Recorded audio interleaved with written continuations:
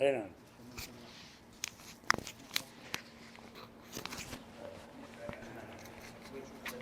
ارفع صوتك، ما سمعت. ارفع صوتك. أقول النصب يعني الأربعاء القادم عشان أقول شوية لازم أفرغ الأسماء. إيه. لا نقف على النصب. يلا.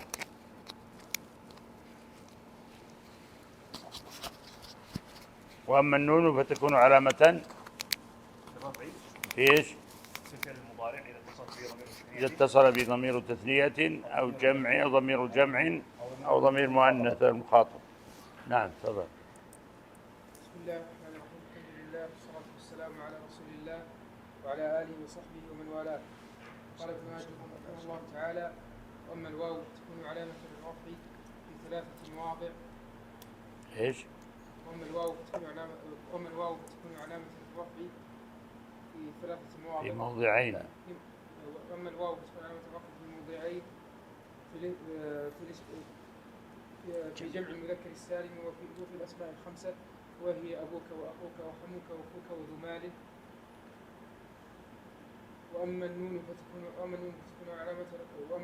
الألف فتكون علامة للرفع في تثنية الأسماء الخاصة. وأما النون فتكون علامة للرفع في ثلاثة مواضع في الاسم المفرد وجمع التكسير. لا.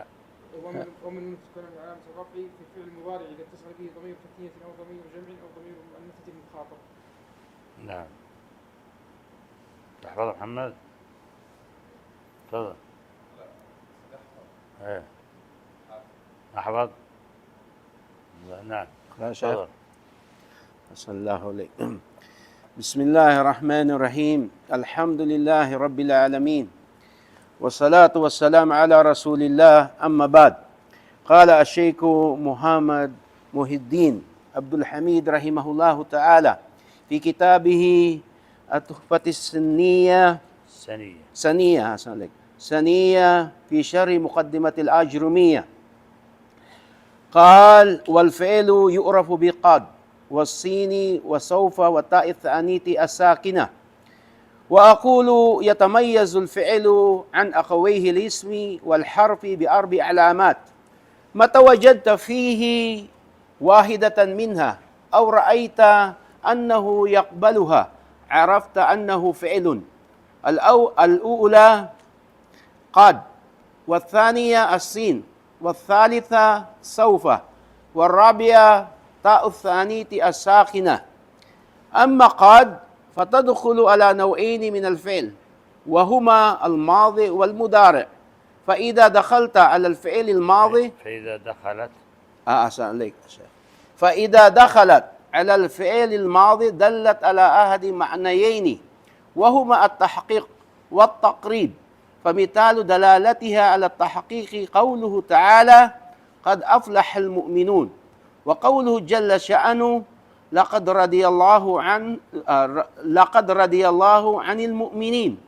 وقولنا قد حضر محمد، وقولنا قد سافر خالد. ومثال دلالتها على التقريب قول مقيم الصلاة: قد قامت الصلاة، وقول قد غربت الشمس.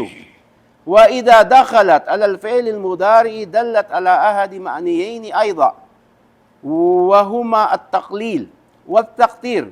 فأما دلالتها على التقليل فنحو قولك قد يصدق الكذوب، وقولك قد يجود البخيل، وقولك قد ينجح البليد.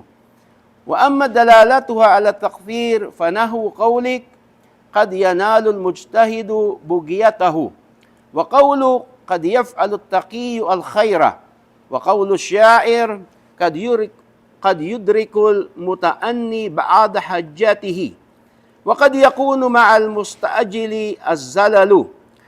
وأما السين وسوف فيدخلان على الفعل المضارع وحده، وهما يدلان على التنفيس ومعناه الاستقبال، إلا أن السين أقل استقبالا من سوف. فأما السين فنحو قوله تعالى: سيقول السفهاء من الناس، سيقول لك المخلفون. وأما سوف فنحو قوله تعالى: ولسوف يعطيك ربك فترضى سوف نصليهم نارا سوف يؤتيهم أجورهم. وأما التاء الثانية الساكنة فتدخل على الفعل الماضي دون غيره، والغرض منها الدلالة على أنه الاسم الذي أسند هذا الفعل إليه مؤنث سواء كان فاعلا نحو قالت عائشة أم المؤمنين، أو كان نائب فاعل نحو فرشت دارنا بالبسط، والمراد أنها ساكنة في أصل وضعها فلا يضر تحريكها لعارض التخلص من اتكاء الساكنين في نحو قوله تعالى وقالت اخرج عليهن، وقالت امرأة فرعون قالتا آتينا طائعين. أتينا. أسأل عليك. قالتا أتينا. قالتا آتينا. لا ما هو لا تمد. أسأل عليك شيء. قالت أتينا طائعين. قالتا أتينا. قالتا أتينا طائعين. ومما تقدم يتبين لك أن علامات الفعل التي ذكرها المؤلف على 3 أقسام: قسم يختص بدخول على الماضي وهو تاء الثانية الساكنة، وقسم يختص بدخول على المضارع وهو السين وسوف، وقسم يشترك بينهما وهو قد. وقد تارك علامة فعل الأمر وهي دلالتها على الطلب مع وهي دلالته على طلب مع قبوله ياء المخاطبة أو نون التوكيد نحو قم واقعد واكتب وانظر، فإن هذه الكلمات الأربعة دالة على طلب حصول القيام والقعود والكتابة والنظر مع قبولها ياء المخاطبة في نحو قومي واقعدي، أو مع قبولها نون التوكيد في نحو اكتبن وانظرن إلى ما ينفعك. بسم الله الرحمن الرحيم. الحمد لله رب العالمين، صلى الله وسلم على نبينا محمد وعلى آله وصحبه أجمعين. اللهم علمنا ما ينفعنا وانفعنا بما علمتنا وزدنا علما يا رب العالمين. سبحانك لا علم لنا إلا ما علمتنا إنك أنت العليم الحكيم. لما ذكر المؤلف رحمه الله تعالى علامات الاسم بين وثنى بعلامات الفعل، وكما سبق أن الاسم هو الأكثر ثم يأتي من بعده الفعل، فبين علامات الفعل فقال رحمه الله: والفعل يعرف بقد والسين وسوف وتاء التأنيث الساكنة. هذه كلها من علامات الفعل. فإذا تقدم الكلمة قد فاعلم أنها فعل، لأن قد لا تدخل إلا على الأفعال، وكذلك تدخل السين على الفعل فلا تدخل السين وسوف إلا على الأفعال، فتقول سوف أقوم، سأقوم، سيقول السفهاء، كل هذه من علامات الفعل. وكذلك من علامات الفعل دخول تاء التأنيث الساكنة، فإنها تلحق الأفعال، تقول قامت هند، قامت هند، فالتاء هنا تاء التأنيث الساكنة التي لا تلحق إلا الأفعال. فعلامات الفعل كما ذكر الشارح والمؤلف رحمهما الله هما 3 أقسام. علامات الفعل 3 أقسام: إما أن أقسام تختص بالدخول على الماضي وهي تاء التأنيث الساكنة مثل قامت وذهبت،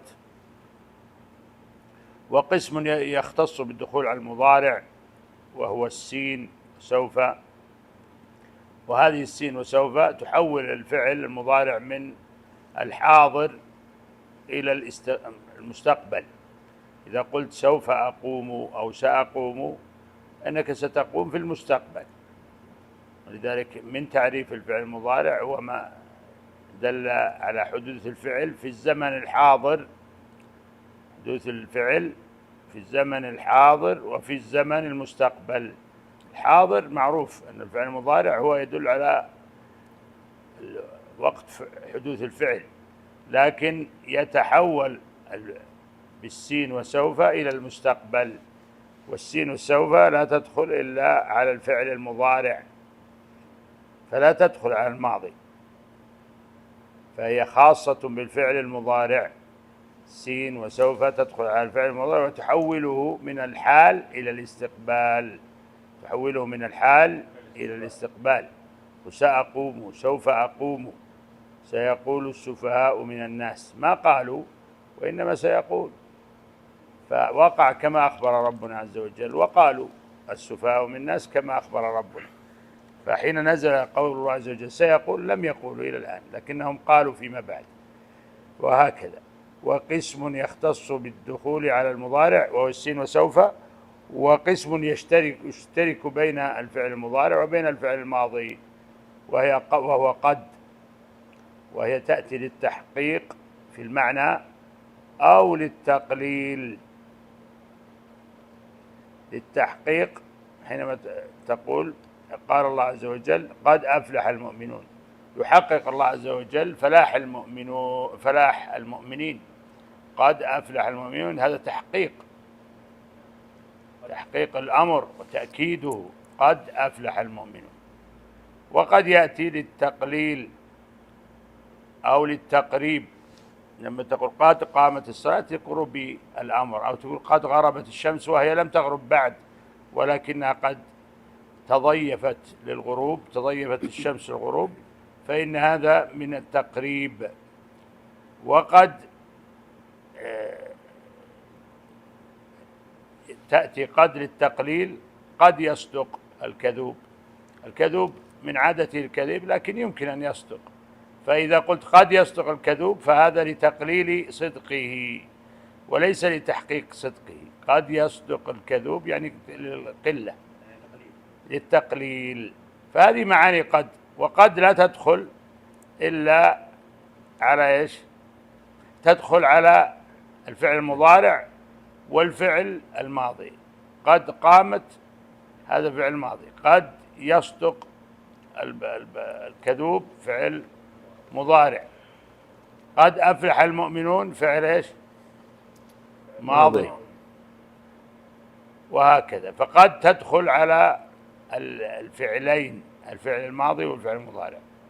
ثم الشارح رحمه الله ذكر أن الأمر أيضا له علامة، وهو أنه يدل على الطلب، فإذا قلت قم اكتب هذا دلالة على الطلب. وأيضا يقبل ياء المخاطبة، قومي اكتبي اذهبي، فيقبل ياء المخاطبة المؤنثة. ويقبل نون التوكيد، فإذا قلت اكتبن الدرس،